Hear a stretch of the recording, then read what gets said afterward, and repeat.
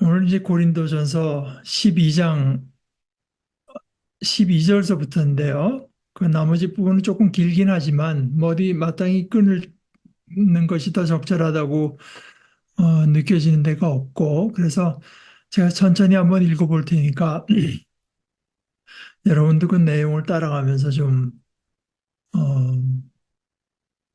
살펴보시면 좋겠습니다. 12절입니다.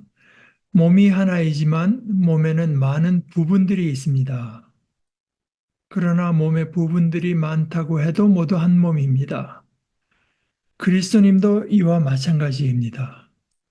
우리는 모두 한 성령님 안에서 세례를 받아 한 몸을 이루었기 때문입니다.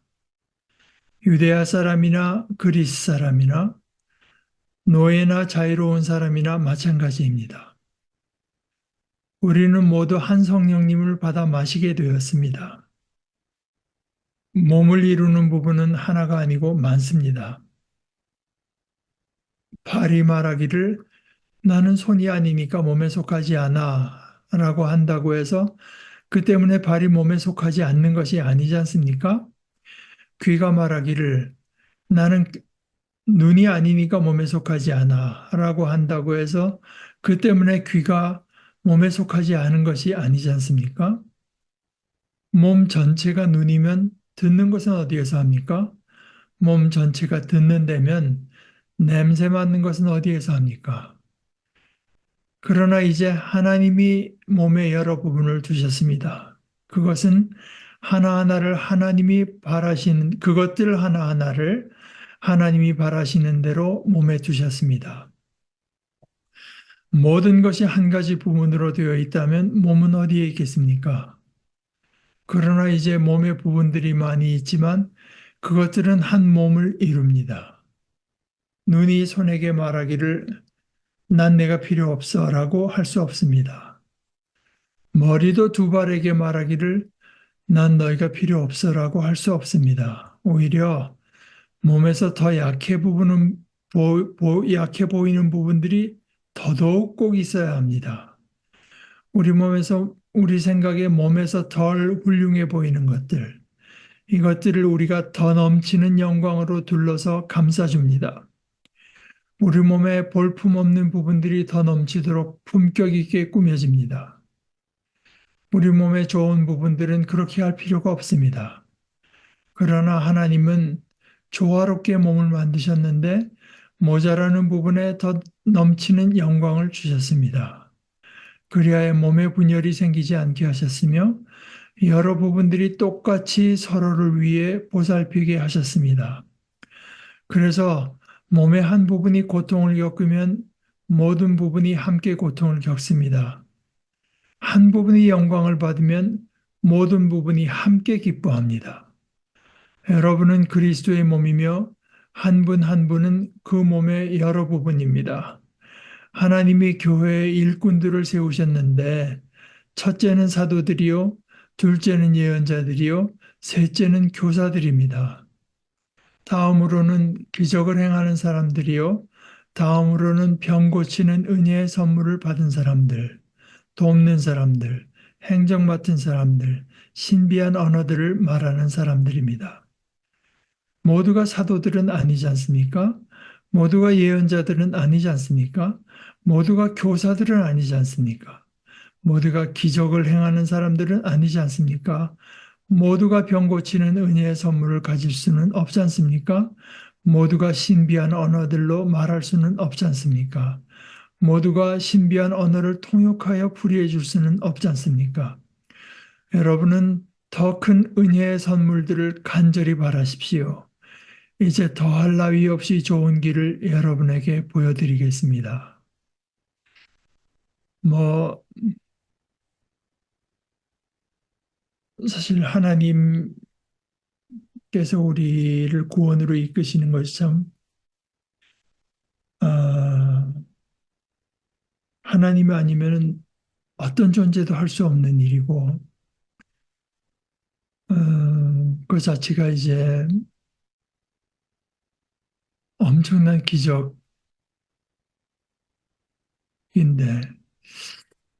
사실 저는 이제 바울 사도의 편지, 뭐 그것뿐이 아니고 뭐 복음서들도 다 마찬가지입니다만은 를 읽을 때도 뭐 복음서뿐이 아니라 구약 성경도 마찬가지죠. 하나님의 말씀 자체가 이게 그 어, 기적이다. 이런 생각을 자꾸 하게 됩니다. 이게 뭐 사람의 성향이 있어서 어, 뭔가 좀 심오해 보이고 이런 걸 좋아하는 사람들도 있겠죠. 그런데 오늘 이제 보는 대로 바울사도의 글이라고 하는 게 참 평이하지 않습니까? 구약 성경의 어떤 그 스토리, 이야기들 이런 것들도 아주 뭐 참 평이한 이야기들입니다. 집안에서 뭐 형제들끼리 불화하고 엄마가 동생 편들고 뭐 형이 죽이려고 하고 그런데 그런 그 평이한 이야기들을 통해서 가장 깊은 것을 말한다.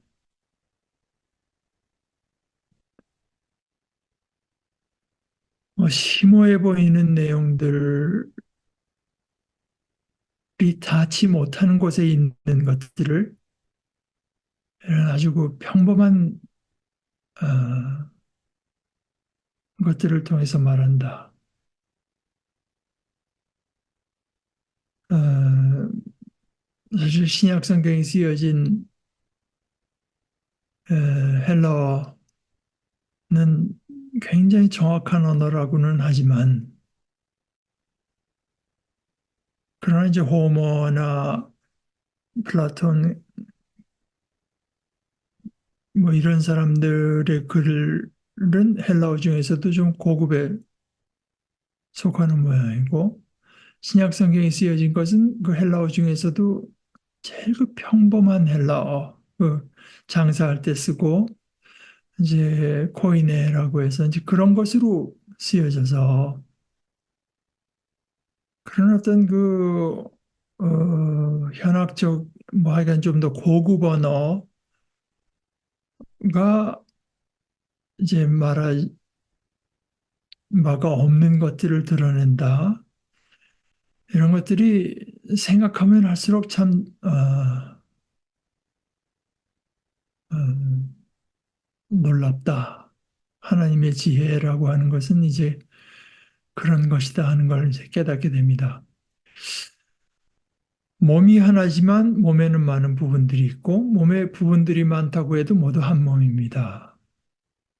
이제 이것은 하나님의 교회를 몸, 하나의 유기체로서의 한 몸에다가 비유해서 물론 이제 이것은 그림 언어죠. 몸이라고 하는 것은 아, 그리스도와 우리와의 관계, 예수님 자신은 몸이라는 표현, 뭐 그러나 뭐 우리가 지난 몇 번에 걸쳐서 말했다시피 몸이라고 말씀을 그런 비유는 안 쓰셨던 것 같지만 그러나 이것은 나의 몸, 나의 살이니 이것을 먹어라.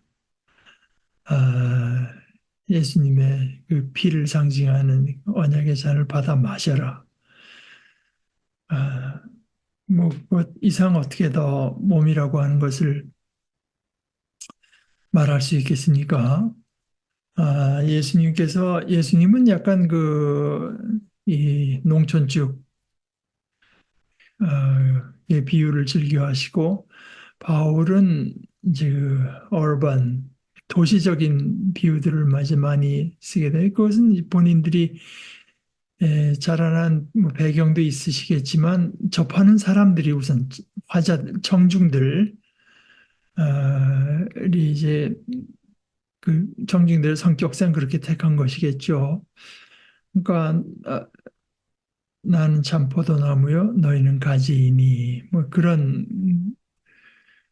것들. 어, 근데 거기서는 이제 우리가 그 가지 되신 예수님께 늘 붙어 있어야 된다. 이것을 이제 강조하기 위한 것이지만, 오늘은 이제 몸의 비유들을 가지고 얼마나 그 다양하도록 이제 계획되었는가 한 몸인데요. 우선 그 한 몸이라고 하는 것을 이제 강조하는데 이거는 우리가 제가 이제 고린도서를 얘기하면서 지금 몇 주에 걸쳐서 지금 신학적 사고라고 하는 것을 많이 말씀드리지만 아, 이것도 마찬가지입니다. 신학적 사고라고 해서 뭐 어거스틴이 어쨌고 뭐 루터가 어쨌고 칼 바르트가 어쨌고 그런 얘기를 하는 것이 아니에요. 그것은 뭐 아, 그런 것도 뭐 신학적 사고를 하는데 좀 도움은 될 수 있을지 모르지만 이제 제일 그 본령이 이제 오늘 같은 이런 건데 그러니까 제가 우리가 이거 여행 같은 그 벨뷰에 있는 교회에 이제 목사로 취임하게 될 때 그 취임 예배를 하는데 아무래도 뭐 저는 목사님으로서 박창호 목사님을 제일 좋아하니까 박창호 목사님 좀 오- 오셔서 예배를 좀 인도해 주시면 좋겠습니다. 박 목사님 오시고 와서 보시고는 순서가 어딨냐.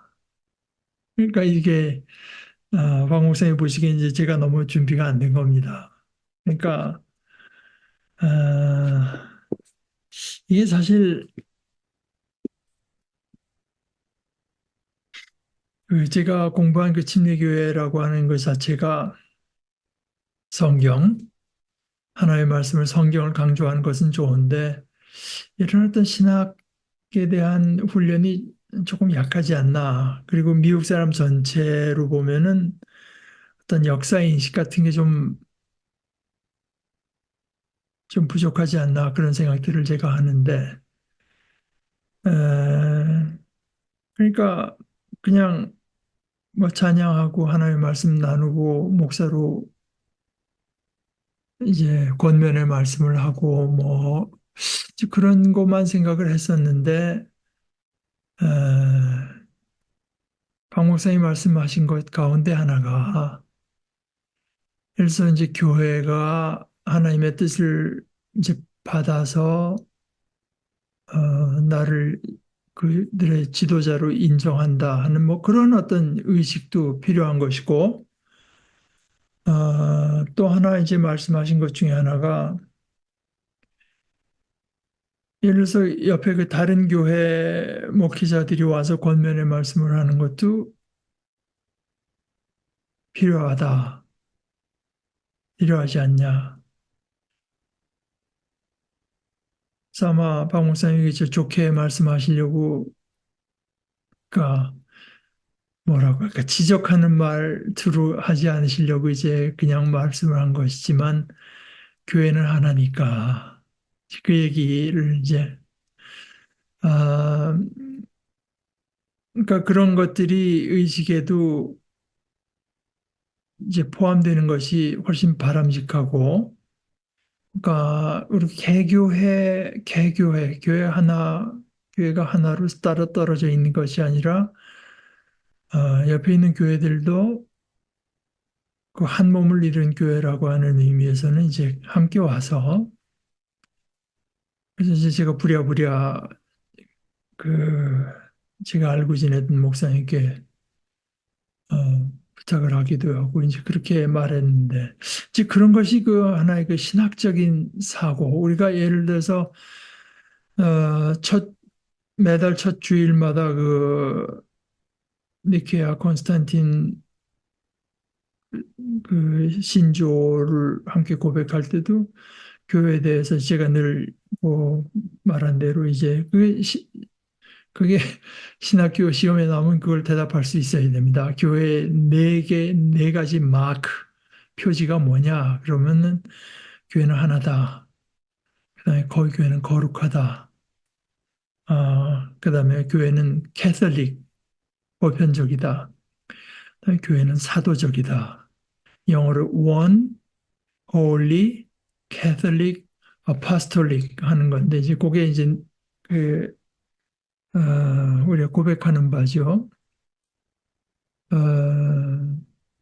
그러니까 이제 신학적인 사고라고 하는 게 저만 안 되는 것이 아닌 것이 제가 이제 그 신학교에 있을 때 저희 그 개척한 교회가 인디애나 주의 블루밍턴에 있는 교회를 어느 다른 목사님과 함께 가서 시작을 했는데 그 목사님은 중간에 이제 다른 방향으로 가서 저 혼자 있게 됐을 때 거기 조금 한 2시간 떨어진 인디애나주의 다른 교회를 개척한 목사님도 있었습니다.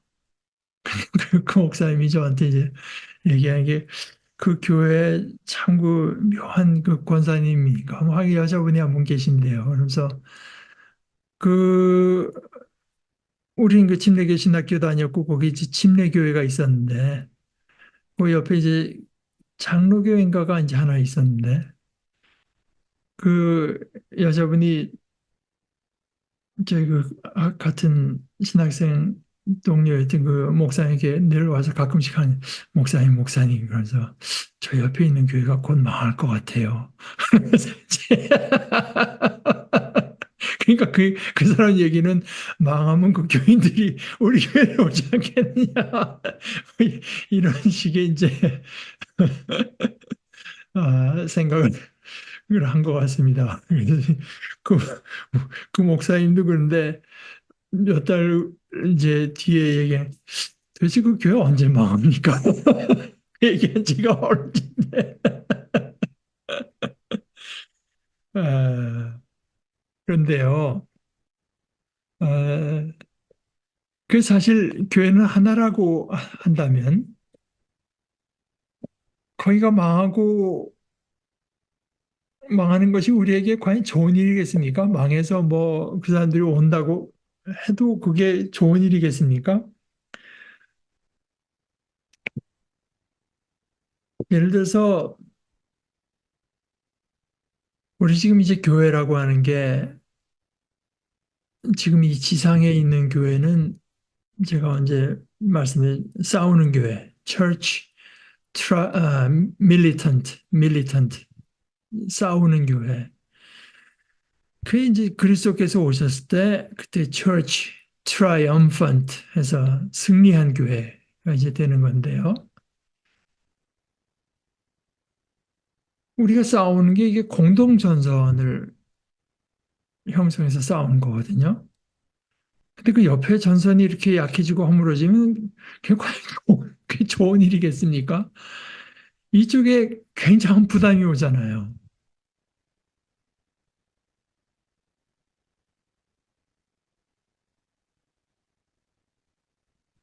그게 이제 사실 제 생각엔 그렇습니다. 제가 언제 남들을 이렇게 저렇게 자꾸 판단하는 건지 몰라도 교회가 하나라고 한다면은 나는 내 몫을 다해서 우리 옆에 있는 형제들이 더 힘들어하지 않게 최소한 소극적으로는 내 자리를 지켜야 되겠다. 이런 생각으로 열심히 하게 될 것인데 그 생각이 없으면 그야말로 옆에 있는 교회가 뭐가 잘못되고 삐끗해가지고 거기 교회가 우리에게로 좀 사람들이 와서 이런 생각을 하게 되는 거죠. 그런 것이 사실은 생각해보면 신학적인 사고라고 하는 게 얼마나 중요한가. 그리고 신학적인 사고를 하고 안 하고가 우리의 신앙의 모습을 얼마나 바꿔놓는가. 사실은 신학적인 사고를 하지 않으면 얼마나 우리를 이상한 사람들을 만드는가. 이제 이런 걸 보여주는 단적인 예라고 이제 생각합니다. 그 교회 간에도 그런데 이 교회 안에서야 이제 어떻게 보면 더하지 않겠습니까? 그러니까 여기서는 아마 서로 간에 네가 받은 은사가 세냐, 내가 받은 은사가 더 세냐, 네가 방언을 얼마나 하냐, 내가 더 하냐, 뭐 이런 거 갖고 이제 싸움이 났던 것 같아요. 그게 뭐 치고받는 싸움이 아니더라도 그 속에 이제 질시가 있고 다툼이 있고 뭐 허영이죠. 그래서 바울 사도가 이제 가장 기본적인 것부터 가르치는 거죠. 이런 것이 이제 가장 그 신학적인 사유, 사고의 아주 그 전형이라고 할 수 있는데요. 여기서부터 생각해야 된다. 우리가 모두 다 한 성령님, 성령이 그건 뭐 에베소서에 크게 또 강조가 많이 돼서 나오지만 한 성령 안에서 우리가 다 세례를 받아서 이제 말하자면 크리스찬이 됐는데 세례를 받았다고 하는 것이 뭐냐? 이게 이제 baptized into 하는 거거든요. 그게 하나의 연합입니다. 세례를 받았다고 하는 것은 우리 각자가 이제 그런 어떤 세례를 받는 거지만 세례를 받아서는 하나의 그 몸으로 들어가는 거기 때문에 결국은 각자가 모두 한 몸의 일부가 된 것이다. 모두 한 성령 안에서 세례를 받아서 한 몸을 이룬 것이다. 이거를 예를 들어서 우리가 이제 한번 이렇게 생각하고 지나갈 게 아니라 자꾸 생각해야 됩니다. 이것의 의미가 뭔가, 이거 이렇다고 하면은 우리의 모습은 어때야 되나? 이런 것인데 지금 우리가 이렇게 하는 것이 맞나? 이런 생각들을 진짜 자꾸 해야 됩니다. 그게 이제 신학적으로 생각하는 하나의 훈련이죠. 한 몸을 이루었다고 할 때 그것이 가지는 어떤 의미와 그 어떤 적용 범위와 이런 것이 성어로 영어 임플리케이션이 어떤 것이냐? 유대아 사람이나 그리스 사람이나 이것이 뭐 문화적, 정치적 이 이것을 넘어서는 의미가 있고 노예나 자유, 사회적인 또는 경제적인 어, 이거 차원은 넘어서는 차원 내 일이다. 내가 지금 그 말을 하는 것은 여기서는 이제 말을 안 하지만 갈라디아서는 여자나 남자나 성차 또 그러니까 우리가 다 그야말로 디스팅크트하죠. 각자 다르지만 한 몸이다. 그 몸이 다 다르지 않냐? 엄지손가락이 다르고 새끼손가락이 다르지만 그러나 이제 한 몸을 이루는 것이 그렇게 해서 한 몸을 이루는 것 그렇게 해서만 한 몸이 이루어지는 것입니다.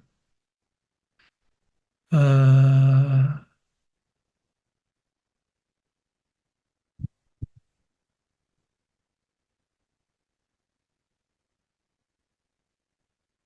우리는 모두 한 성령님을 받아 마시게 되었습니다. 성령님이 우리에게 생명물과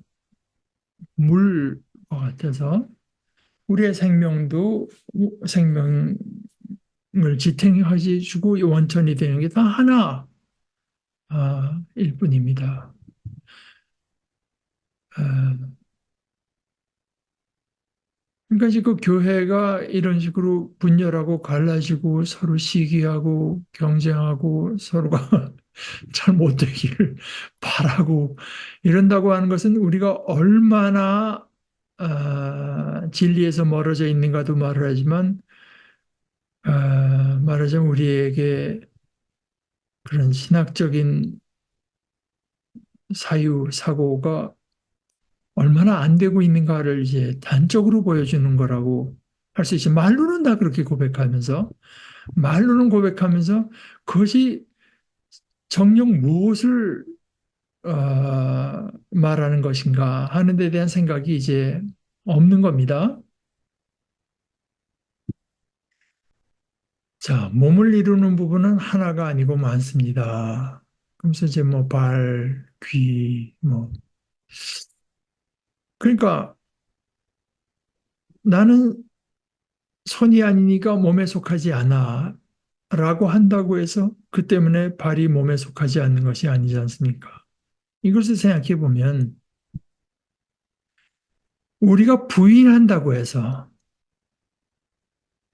우리가 부인한다고 해서 이 기본적인 팩트가 달라지는 것이 없다.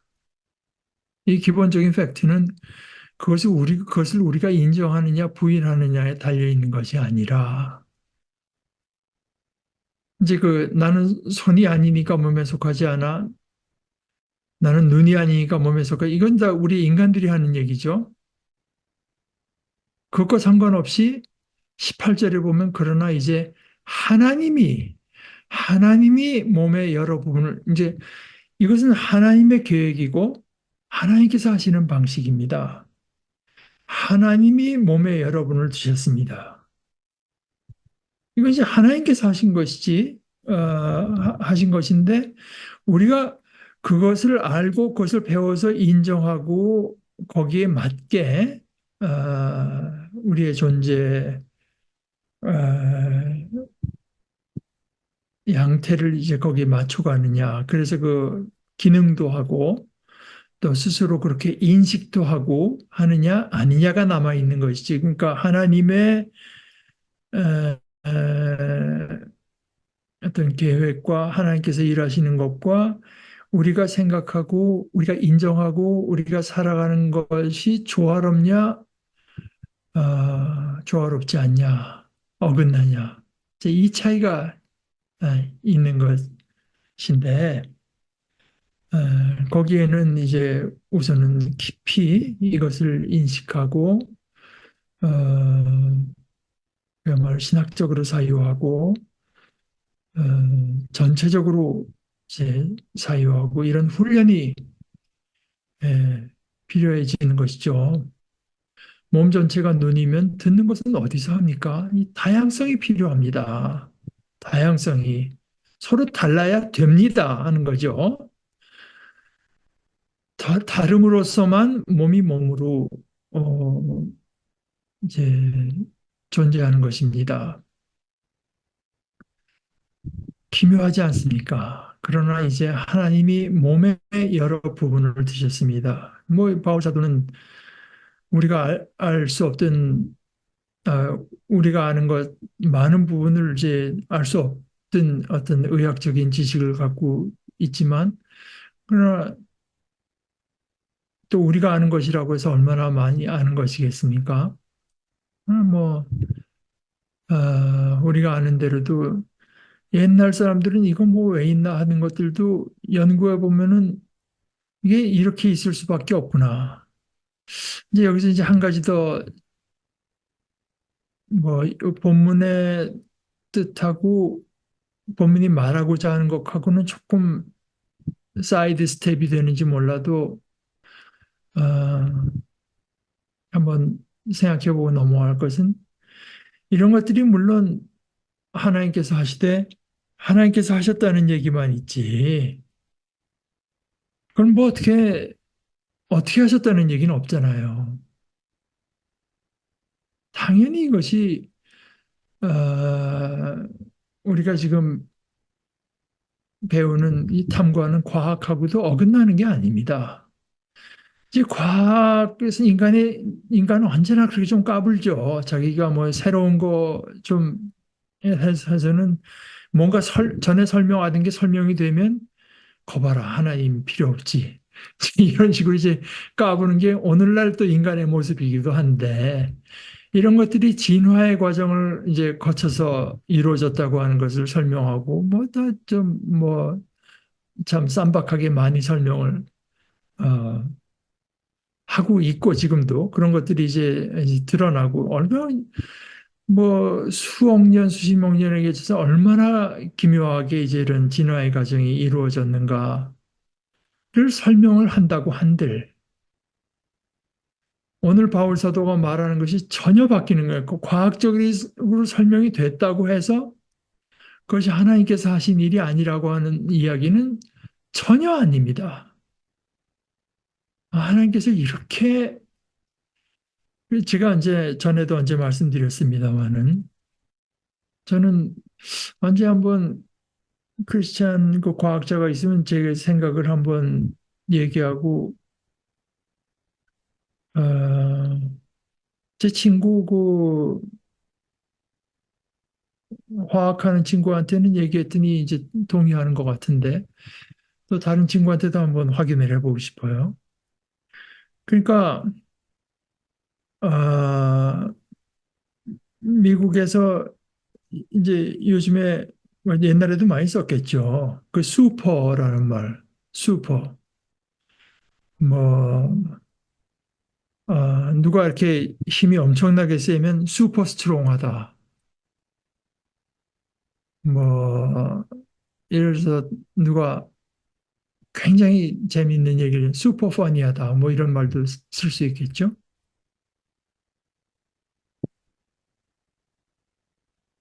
그게 이제 우리가 그 자연적이다, 자연스럽다는 건 영어로 내추럴하다고 하죠. 내추럴. 초자연적이라고 하는 슈퍼 내추럴 하거든요. 그거는 자연을 넘어서 초자연적이라는 뜻도 되지만 저는 그 진화론 이런 걸 좀 공부하면서 보게 되면 그러면서 오늘날에 뭐참 세포학 또 더 나아가서 그 분자 레벨 이런 거 갖고 설명을 이제 해대는 걸 보게 되면 그야말로 그런 이 어떤 몸의 기능들이 이러이런 식으로 분화되어 오고 적절한 기능을 이제 이렇게 부적절한 기능을 가진 개체도 생겨나고 적절한 기능을 가진 생겨나고 하다 부적절한 기능을 가진 개체들은 아무래도 줄어들 수밖에 없고 적절한 기, 어떤 우주적인 요즘처럼 이렇게 그 기후가 바뀌면은 또 거기에 또 적절하게 전에는 그 다른 기후에서는 그렇게 잘 융성하지 못하던 것들이 이제 더 융성해지고 뭐 이제 그런 것이 그 진화, 그 내추럴 셀렉션, 자연이 선택했다. 그러니까 사람 자연 선택. 이제 다윈이 말한 것의 핵심이 그건데 생존 경쟁이 이것은 말이 잘못됐다고 하는 거지. 그 자연 그러니까 사람이 자기가 원하는 바에 또는 그 인위적으로 이제 사람들이 실렉트 골라내는 것처럼 자연이 선택했다고 해서 자연 선택인데요. 이제 그런 것들이 굉장히 그 자연스러운 과정, 자연스러워도 너무나 자연스러운 과정, 슈퍼내추럴. 그러니까 요즘 쓰는 어법식으로 해서 내추럴한 것이 너무나 내추럴해서 슈퍼내추럴. 슈퍼내추럴이라고 하는 것은 초자연적이라는 뜻도 되지만 저는 야, 그 재밌는 말이다. 초자연적이라고 하는 건 너무나 자연스럽다는 말하고도 통하는구나. 이제 그런 생각을 하게 되는데 바로 이제 어, 그 생각을 이제 오늘 이런 걸 보면서 하게 됩니다. 아, 감각기관, 운동기관, 뭐, 소화기관, 배설기관, 지금 우리는 더 많은 것을 이제 알게 되지만 그런 것들이 다 필요하다 말입니다. 그런 것들이 그렇게 어떤 주어진 상황에 이런 식으로, 어, 살아남도록 하나님께서, 이 자연을 만들어도 너무나, 너무나 묘묘하게 만드셨구나 하는 생각을 이제, 그러니까 진화론 같은 걸 공부할수록 하나님께 대한 어떤 그 탄성이 더 나오는 방향일 수도 있고, 이 진화에서 깨고 나니까 얼마나 그 기독교에서 어떻게 좀 말하던 게 참, 억진가. 한쪽으로 그렇게 갈 수 있습니다. 그러니까 이것은 둘의 전혀 다른 어떤 신앙 체계인 것이지, 진화하고 어떻게 됐다고 해서 한쪽이 드러나고, 이거는 참 제가 늘 존경하는 홍창희 선생님 얘기대로 그런 것은 그런 사람들은 사이비 과학자다. 과학이 할 수 없는 영역이다. 그것은. 과학을 갖고 신앙을 증명했다고 하는 것도 사이비 과학에 가깝고, 과학을 통해서 신앙이 부정됐다고 하는 것도 그것도 사이비 과학에 이제 가깝다 하는 아, 말씀입니다.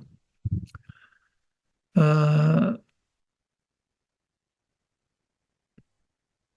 그러나 그 전체, 그러니까 예를 들어서 이런 것은 제가 얼마 전에 이제 얘기했던 보네포의 생각하고도 통하는 것인데요. 보네포가 감방에서 가만 생각해 보니까 이 기독교 신앙의 입지가 점점 줄어들었다 이겁니다. 전에는 뭐 벼락만 쳐도 뭐 신이 노했다 뭐 하던 것들이 뭐 피를 침새워서 방지할 수 있게 되고 설명이 다 되고 그럼 기독교의 신앙의 영토가 줄어들고 뭐 차차차차차차차차 이제 옛날엔 다 하나님이 하던 부분이라고 하는 게 사람이 할 수 있고 뭐 해서 줄어들었다. 그러면서 이제 보네포가 감방에서 한 생각은 말하자면 이 세상은 성년이 되었다. 옛날엔 어려서 막 그냥 억지로 해도 통하고 뭐 그렇게 했는데 성년이 된 세상을 이제 거기 대해서 그 이대에서 가르친 허역 선생님이 적절한 지적을 한 것인데 보네포가 세상이 성년이 되었으니 이게 잘 됐다는 뜻도 아니고 이게 잘못됐다는 뜻도 아니다. 그냥 세상이 성년이 됐다는 뜻이고 이것을 교회가 어떻게 도울 것인가, 어떻게 진리로 인도되도록 어떻게 도울 것인가 하는 생각을 신학자로서 한 것이지, 뭐 세속화 신학이 어쩌고저쩌고 하면서 좋고 나쁘고, 세속화가 아니라 이제 세상이 그만큼 자랐을 때 교회는 그 그러면서 이제 보네포가 한 얘기가 그 모든 것, 그러니까 전에는 세상에 할 수 없던 것을 신앙의 영역으로 지켰다면 이제 성년이 됐을 때 교회가 취할 방식은 본래 성경에서 보는 것이 그런 것인데 사실은 그 모든 것, 세상이 할 수 있는 것, 세상이 할 수 없는 것, 그 모든 것 속에서 이제 하나님께서 아, 일하시고 역사하신다고 하는 것을 이제 그러니까 그러다 보니까 이 종교라고 하는 것이 굉장히 위험한 개념으로 등장하죠. 그러니까 기독교를, 이 종교의 입지는 점점 줄어들 가능성도 있고, 뭐 줄어들어도 상관없고, 그러나 이 그리스도를 이제는 종교적으로만 해석해서는 이 모든 것을, 이제, 어,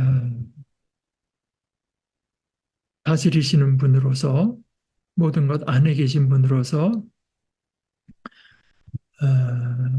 그리스도를 이제 이해해서 뭐 그것이 이제 다 저는 그 진화에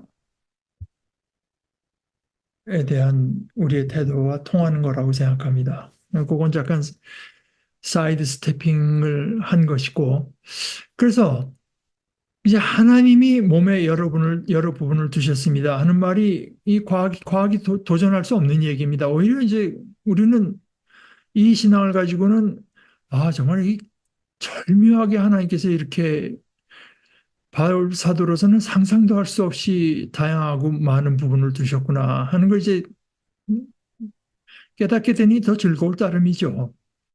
그것들 하나하나를 하나님께서 바라시는 대로 몸에 두셨습니다. 모든 것이 한 가지 부분으로 되어 있지만 한 가지 부분으로 되어 있다면, 그래서 심장이 중요하다고 해서 간도 필요 없고 다 심장뿐이면 어떻게 됩니까? 몸에 배설하는 데도 있어야 되잖아요. 소변으로 나가야 심장도 부담이 줄어드는 거거든요. 콩팥이 망가져서 소변이 못 보게 되고 그러면은 몸에 그 뭡니까 그 플루이드 그 수분 같은 게 너무 차게 되면 거기다 심장에 부담으로 오고 심장이 그걸 제의를 못하게 되면은 그 거기서 피가 처리가 안 되면 그 다음에는 심장으로 피를 보내든 폐가 또 붓게 되고 그 폐로까지 이제 가게 되는 그 심장 그 이제 폐로 그 피가 가려면은 그 간 같은 데서 해독이 돼서 간도 붓게 되고 이제 그렇게 됩니다. 뭐 간이 붓게 되면 나중에 콩팥이 또 망가지고 뭐 이게 이제 이런 식으로 다 이게 그 겉으로만 말을 할 거지 속으로 봐도 그렇거든요. 아 근데 그것이 예를 들어서 발가락 하나가 나빠해서 걷지 못하고 뛰지 못해도 심장이 나빠지게 돼 있고 예를 들어서 뇌 기능이 떨어져서 내가 걸어야 된다고 하는 것, 뛰어야 된다고 하는 것을 인식 못하게 돼서 운동을 안 하게 돼도 그렇게 될 수가 있고 뇌 기능이 나빠져고 자기 셀프 케어를 못하게 돼 피부 같은데 뭐 어떻게 돼가지고 자꾸 염증이 생기고 해서 몸에 균이 들어올 수가 있고 뭐 이건 우리 몸이라고 하는 것은 다 서로 영어로 말 interdependent 상호 의존하는 것이지 아, 이게 각자 뭐 어디 더 중요한 데가 있는 것이 아닙니다. 사실 우리 몸에 제일 큰 우리 몸에 기관이 있잖아요. 순환기, 뭐 소화기, 뭐 비뇨기 제일 큰 기관이 여러분 혹시 뭔지 아십니까? 심장, 뭐 폐가 컵이지만 우리 몸에서 제일 큰 기관은 살갗입니다. 피부. 그게 뭐 시원치 않아 봐도 그거 하나 어디 한 군데가 잘못돼도 죽을 수도 있고 사람은 예를 들어서 수술하고 나서 피부가 잘못되고 거기가 안 아물잖아요. 염증이 생기고 안 아물면은 소위 영양학적으로 포지티브 파지티브 밸런스라고 하는데 몸이 근육이 생기고 뭐 이게 결코 이루어지지 않습니다. 네거티브 밸런스가 이제 될 수밖에 없죠. 그래서 어, 난 네가 필요 없어 서로 간에 이렇게 할 수가 없고 오히려 몸에서 더 시원찮아 보이는 것들이 더더욱 꼭 희생. 뭐 바울 사도는 그런 어떤 의학적인 지식이 오늘 우리만큼 있던 것도 아니지만 더더욱 필요 없어라고 할 수 오히려 몸에서 더 약해 보이는 부분들이 더더욱 꼭 있어야 돼서 어디 한 군데가 예를 추운 데 가면 얼굴은 내놓고 다니지만 이 손가락 같은 거는 그냥 장갑을 몇 겹수로 해서 잘 싸야 되죠. 그렇지 않습니까? 더 약한 부분일수록 더 몸이 다 협조해서 그분이 상하지 않도록 하는 것. 아, 그리고 모양으로 봐도 뭐 얼굴에 비해서 뭐 발가락 같은 거야 뭐 그렇게 본인 발가락이 가장 매력 있다고 생각하는 사람도 있을지 모르지만 우리가 되게 신발 같은 걸로 많이 가리잖아요. 신발 같은 것도 될 수 있는 보기에다 품이 있어 배는 걸로 하지 않습니까? 그런 식으로 몸에 볼품 없는 부분들이 더 넘치도록 품격 있게 꾸며집니다. 우리 몸에 보기 좋은 부분들은 그렇게 할 필요가 없습니다. 그래서 하나님은 조화롭게 몸을 만드셨는데 그 하시는 방법 중에 하나가 모자라는 부분에 더 넘치는 영광을 주셨습니다. 그래서 그 뜻은 뭐냐? 몸에 분열이 생기지 않게 그것이 하나님의 큰 뜻입니다. 몸에 분열이 없도록 하는 것이. 그리고 여러분들이 똑같이 서로를 위해 보살핌으로써 몸을 이루도록 그렇게 만드셨습니다. 그래서 몸의 한 부분이 고통을 겪으면 모든 부분이 함께 고통을 겪습니다. 한 부분이 영광을 받으면 모든 부분이 함께 기뻐합니다. 이것을 이제 그 고린도 교회 형편을 생각하면서 김재윤 교수는 이렇게 이제 관찰했습니다.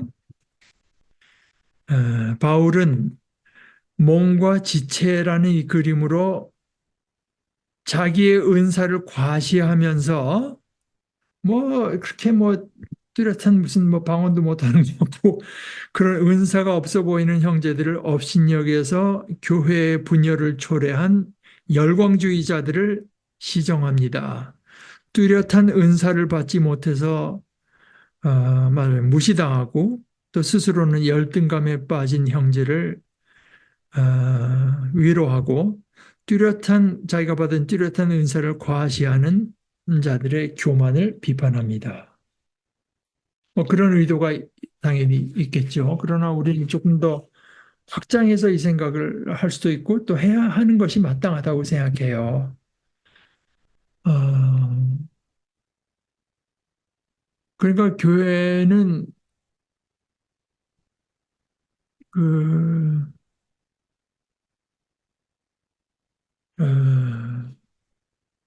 인디비주얼리스틱 개인주의 그러니까 개인성 개체성을 인정하면서 개체성을 인정해야 되고요. 인정하지 않으면 그게 되겠습니까? 저 형제, 저 자매는 나와 다르다.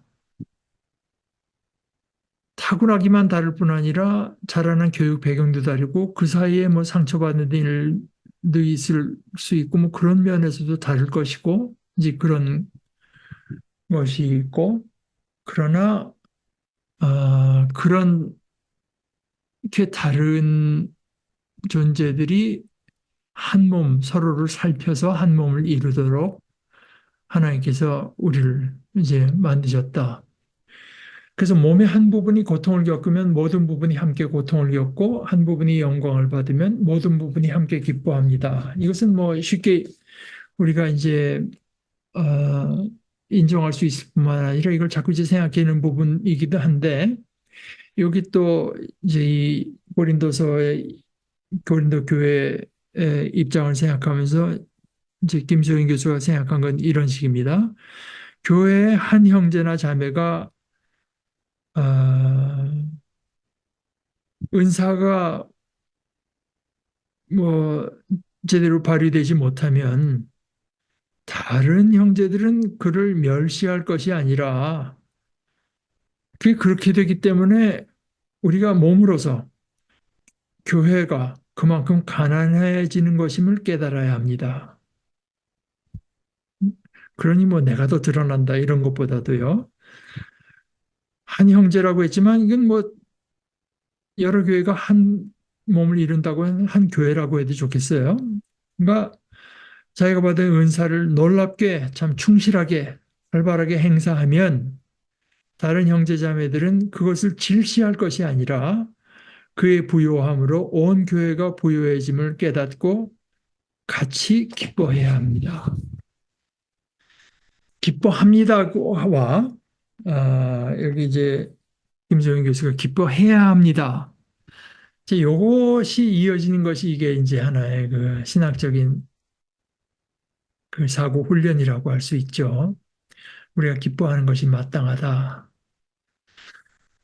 아, 여러분은 그리스도님의 몸이며 한 분 한 분은 그 몸의 여러 부분입니다. 그러니까 이것이 이제 특히 그 에베소서에 가게 되면은 또 좀 관점이 또 다른 어떤 맥락에서 말을 하고 있기 때문에 말하자면 한 교회 한 교회는 그 몸의 여러 부분입니다. 이렇게 식으로도 이제 받아들일 수 있습니다.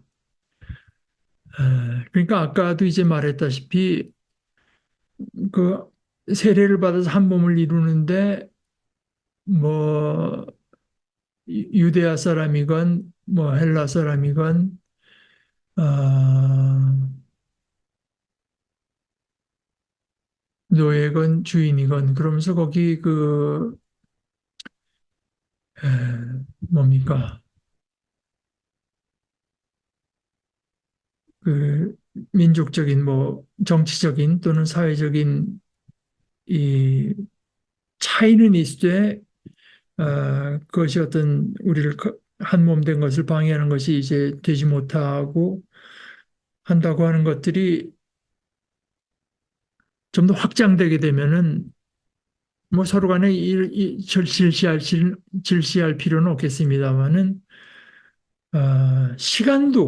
시간도 넘어가게 됩니다. 그러니까 결국은 이 초대교회나 조금 우리의 교회나 앞으로 서게 될 교회가 다 한 몸을 이루는 것이고, 그래서 제가 여러 번 강조한 대로 유대인들이 자기들의 그 유월절 체험을 아버지와 아들이 서로 주고받으면서 그 조상을 우리라고 부르는 이제 그런 것들, 이게 다 그런 의미에서 아까 그 니케아 콘스탄틴에서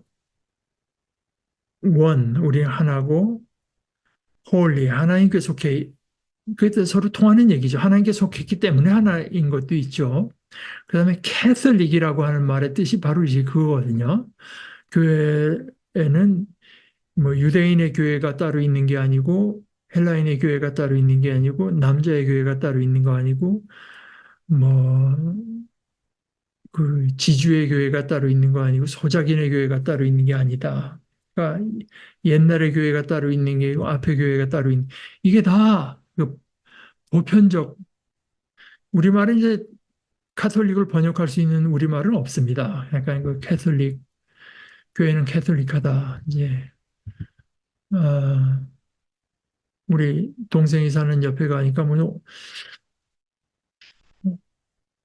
오토바이 타는 사람들의 교회인가 자전거 타는 사람들의 교회인가 뭐 그런 거 있던데 거기가 그러니까 그거는 뭐 그럴 수 있죠. 그러나 그렇게 모이더라도 그럴수록 우리는 모든 교회는 하나라고 하는 거를 자꾸 이제 훈련하고 생각하고 이제 또 그런 것을 일종의 프로그램으로라도 한 번씩 의식적으로 해보고 하고 이런 것들이 굉장히 우리가 바른 의식을 갖고 하는 데는 굉장히 이제 중요하다고 생각합니다.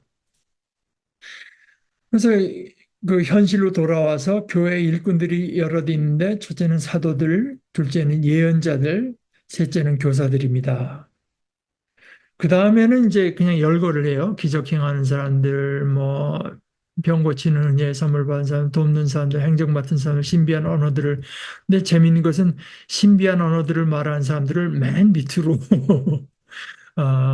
맨 나중으로 말한 걸 볼 수가 있습니다. 이 사도라고 하는 거는 물론 뭐 사도 바울이든가 이제 이분들은 이 교회에 소속 어떤 한 교회만 있는 게 아니라 여러 교회를 다니면서 이제 감독하고 도와주고 가르치고 이제 이런 거 하고 그다음에 예언자들하고 교사는 되게 그 한 교회 그때 교회는 다 가정교회라고 생각 가정에 모이는 어떤 그 교회에서 예언자들은 설교하는 사람들이고 말하자면 교사는 가르치는 사람들이고 이제 그런 사람들을 앞에 뒀지만 앞에 그런 여러 내용들도 말하는 대로 그렇다고 해서 그 사람들이 더 중요한 사람들은 물론 아닙니다.